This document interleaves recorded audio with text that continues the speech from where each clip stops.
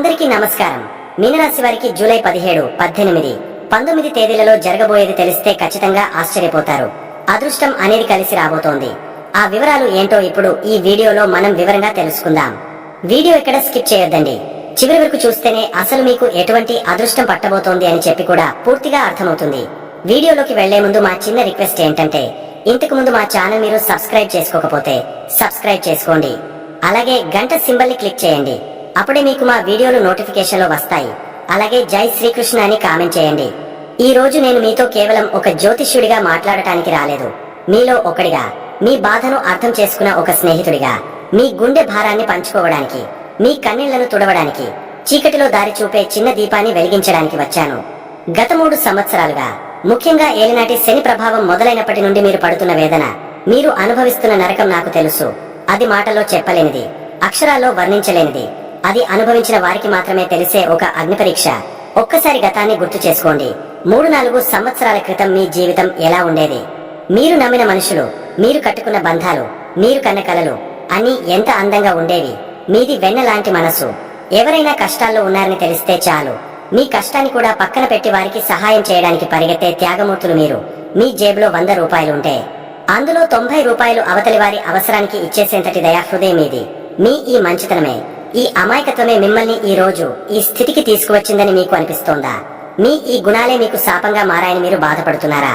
ఏలినాటి శని మీ జీవితంలోకి అడుగుపెట్టిన ఆ రోజు నుండి మీ ప్రపంచం తలక్రిందులైపోయింది. మీరు ప్రాణం కన్నా ఎక్కువగా నమ్మిన స్నేహితులే మీ వెనుక గోతులు తీశారు. మీ కష్టసుఖాల్లో తోడుంటామని ప్రమాణాలు చేసిన బంధువులే మీకు కష్టం వచ్చినప్పుడు ముఖం చాటేశారు. మీరు ఎవరికోసమైతే మీ సమయాన్ని, శక్తిని, డబ్బును ధారపోశారో వారే మిమ్మల్ని అవమానించి మీ విలువను సున్నా చేశారు. మీరు చేయని తప్పులకు నిందలు మోపారు. మీ మంచితనాన్ని చేతకాంతనంగా ముద్ర వేశారు. మీరు మనసు విప్పి మాట్లాడితే దాన్ని మీ బలహీనతగా వాడుకున్నారు.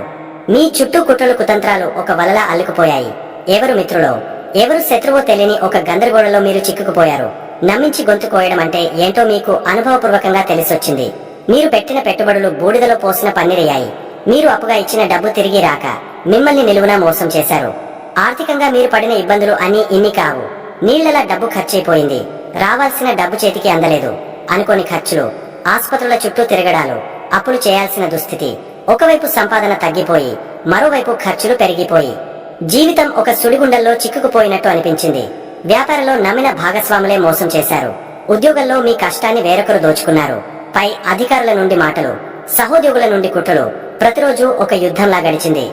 నేను ఎవరికీ అన్యాయం చేయలేదే, నాకెందుకు ఈ శిక్ష అని మీరు ఆ భగవంతుడిని అడగని రోజు లేదు. రాత్రుళ్ళు నిద్ర పట్టక, ఒంటరిగా దిండును పట్టుకుని ఏడ్చిన క్షణాలు లెక్కలేనని, మీ బాధను ఎవరికి చెప్పుకోవాలో తెలియక మీలో మీరే కుమిలిపోయారు. మీ నవ్వు వెనుక దాగి ఉన్న కన్నీటి సముద్రాన్ని ఎవరూ చూడలేకపోయారు. ఇవన్నీ ఎందుకు జరిగాయి? ఆ శని దేవుడికి మీ మీద ఎందుకంత పగ? ఒక్క క్షణం ఆగండి. ఇది పగ కాదు, ప్రతీకారం కాదు. ఇది ఒక శుద్ధీకరణ ప్రక్రియ. ఒక వజ్రాన్ని సానబెట్టకుండా దాని మెరుపు బయటకు రాదు. ఒక బంగారాన్ని అగ్నిలో కాల్చకుండా దానిలోని మలినం పోదు. అలాగే మీనరాశి అనే ఈ అమూల్యమైన వజ్రాన్ని, ఈ స్వచ్ఛమైన బంగారాన్ని సానబెట్టడానికి, శుద్ధి చేయడానికి ఆ శని దేవుడు అనే కఠినమైన గురువు మీ జీవితంలోకి వచ్చాడు. మీరు సామాన్యులు కారు. మీనరాశి అంటే దేవ గురువైన బృహస్పతి అధిపతిగా ఉన్న రాశి. ఇది రాశి చక్రంలో చివరి రాశి. అంటే అన్ని రాశుల అనుభవాల సారాన్ని పుణికిపుచ్చుకున్న పరిపూర్ణమైన రాశి మీది.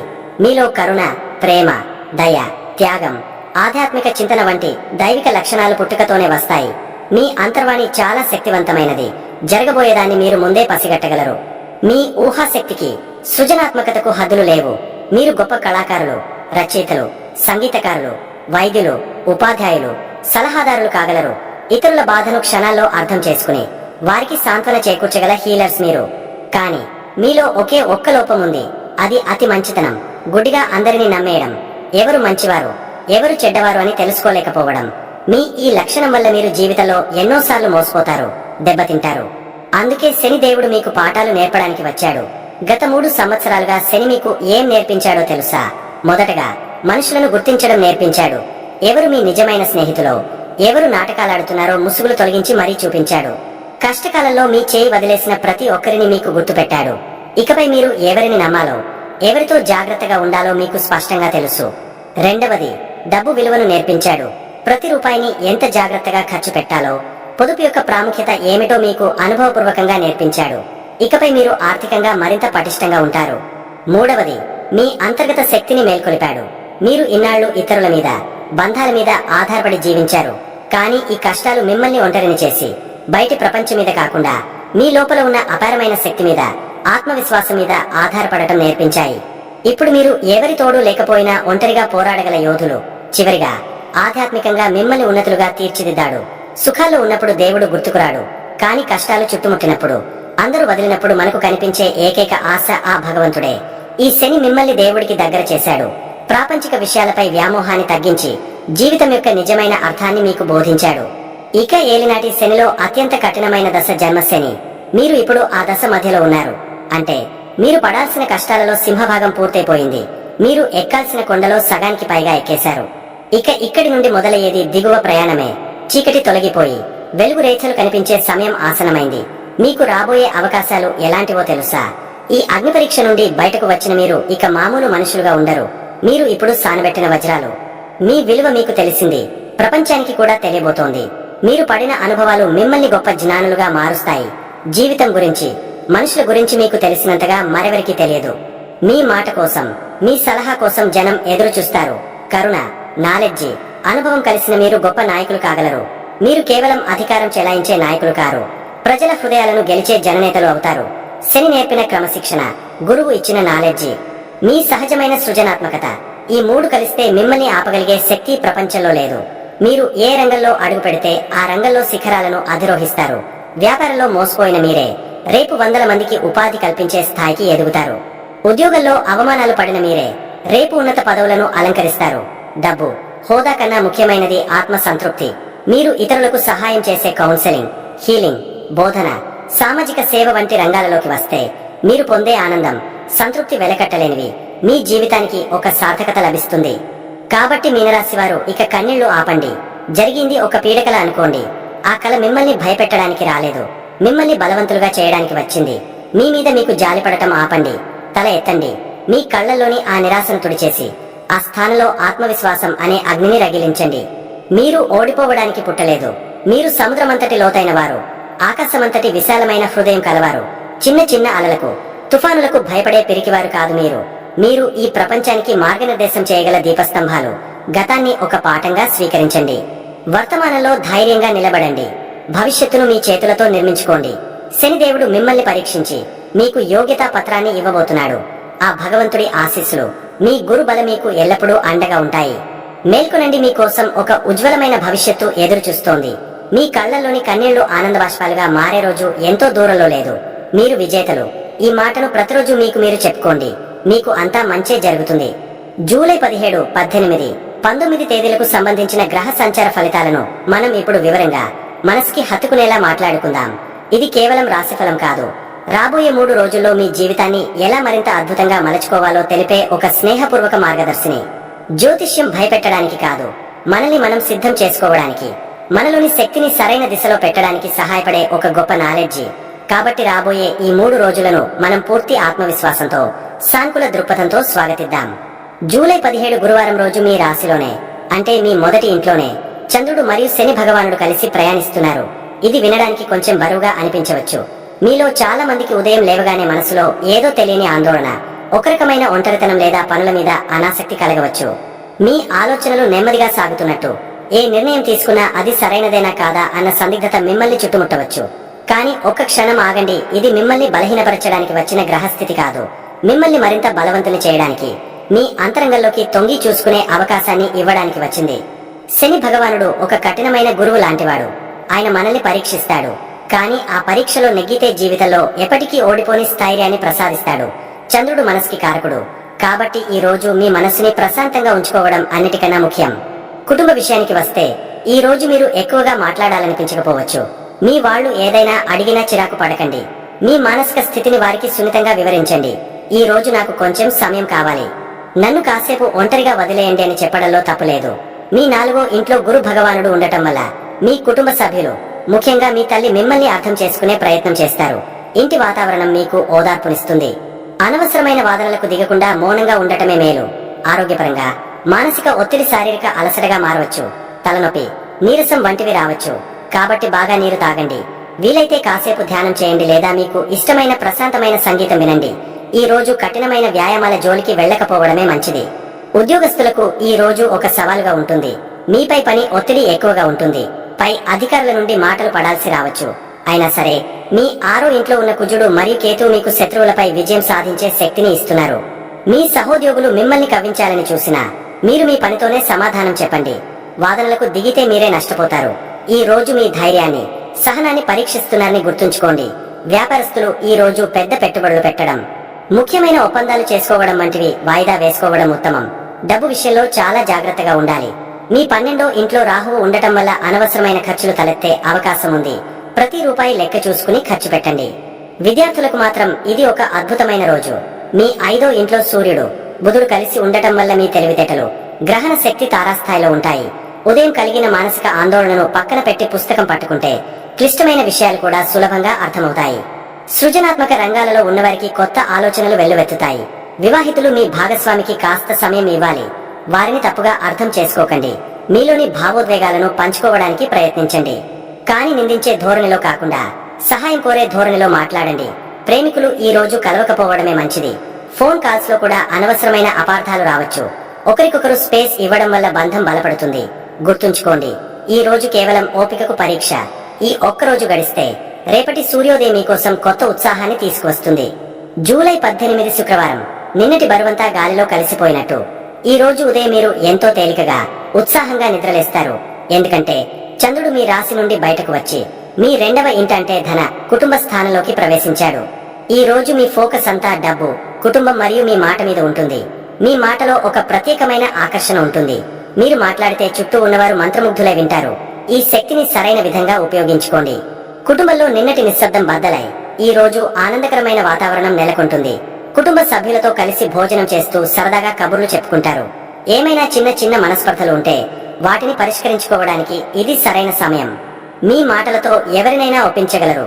ఆర్థికంగా ఇది చాలా సానుకూలమైన రోజు. డబ్బుకు సంబంధించిన విషయాలు మాట్లాడటానికి, పెట్టుబడుల గురించి చర్చించడానికి లేదా రావాల్సిన బాకీలను అడగటానికి ఇది అనువైన సమయం. మీ మాటకారితనంతోనే మీరు ఒక ఆర్థిక లాభాన్ని పొందవచ్చు. ఉద్యోగస్తులు తమ ప్రెజెంటేషన్లతో, కమ్యూనికేషన్ స్కిల్స్ తో పై అధికారులను ఆకట్టుకుంటారు. జీతం పెంపు గురించి మాట్లాడాలనుకుంటే ఈ రోజు ప్రయత్నించవచ్చు. మీ ఆలోచనలను స్పష్టంగా, ధైర్యంగా చెప్పండి. విజయం మీ వెంటే ఉంటుంది. వ్యాపారస్తులకు ఇది ఒక సువర్ణావకాశం. కొత్త కస్టమర్లను ఆకర్షించడానికి, డీల్స్ క్లోజ్ చేయడానికి మీ వాక్చాతుర్యం బాగా ఉపయోగపడుతుంది. మార్కెటింగ్ మరియు సేల్స్ రంగాలలో ఉన్నవారికి ఇది తిరుగులేని రోజు. మీ 3వ ఇంట్లో ఉన్న శుక్రుడు మీ ప్రయత్నాలకు మరింత అందాన్ని, విజయాన్ని జోడిస్తాడు. చిన్న ప్రయాణాలు లాభదాయకంగా ఉంటాయి. ఆరోగ్యం చాలా మెరుగుపడుతుంది. మానసికంగా ఎంతో చురుగ్గా ఉంటారు. అయితే 2వ ఇంట్లో చంద్రుడు ఉన్నప్పుడు రుచికరమైన ఆహారం తినాలనే కోరిక పెరుగుతుంది. తినడంలో కాస్త నియంత్రణ పాటించడం మంచిది. విద్యార్థులు తమ ప్రాజెక్టులను, సెమినార్లను సమర్పించడానికి ఇది గొప్ప రోజు. వైవా లేదా ఇంటర్వ్యూలకు హాజరయ్యే వారికి విజయం తథ్యం.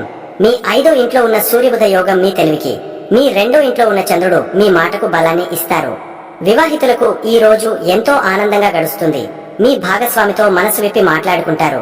ఒకరికొకరు బహుమతులు ఇచ్చుకోవడం, కలిసి బయటకు వెళ్లడం వంటివి చేస్తారు. ప్రేమికులకు నిన్నటి దూరం ఈ రోజు దగ్గరవుతుంది. మీ మాటలతో మీ ప్రేమను వ్యక్తపరచండి. మీ బంధం మరింత బలపడుతుంది. మొత్తానికి ఈ రోజు మీ చేతిలో ఉన్న ఆయుధం మీ మాట. దాని వినయంతో, వివేకంతో వాడండి. విజయాలు మీ పాదాక్రాంతమవుతాయి. జూలై 19 శనివారం. నిన్నటి ఉత్సాహం, సానుకూల శక్తి ఈ రోజు కూడా కొనసాగుతుంది. చంద్రుడు ఇంకా మీ 2వ ఇంట్లోనే సంచరిస్తున్నాడు. కాబట్టి కుటుంబం, డబ్బుకు సంబంధించిన విషయాలు ఈ రోజు కూడా ప్రాముఖ్యతను సంతరించుకుంటాయి. అయితే ఈ రోజు శనివారం అంటే శని భగవానుడికి ఇష్టమైన రోజు. ప్రస్తుతం మీ రాశిలో ఏలినాటి శని నడుస్తున్నందున ఈ రోజు మీరు చేసే పనులలో క్రమశిక్షణ, నిజాయితీ, కష్టపడి పనిచేసే తత్వం చాలా ముఖ్యం. ఆర్థికంగా ఈ రోజు తొందరపడి ఖర్చు పెట్టే రోజు కాదు. నిన్న డబ్బు సంపాదన గురించి ఆలోచిస్తే ఈ రోజు ఆ డబ్బును ఎలా పొదుపు చేయాలి, ఎలా సరైన మార్గంలో పెట్టుబడి పెట్టాలి అనే దీర్ఘకాలిక ప్రణాళికలు వేసుకోవడానికి అనువైన రోజు. శనిదేవుడు మనకు స్థిరత్వాన్ని ఇస్తాడు.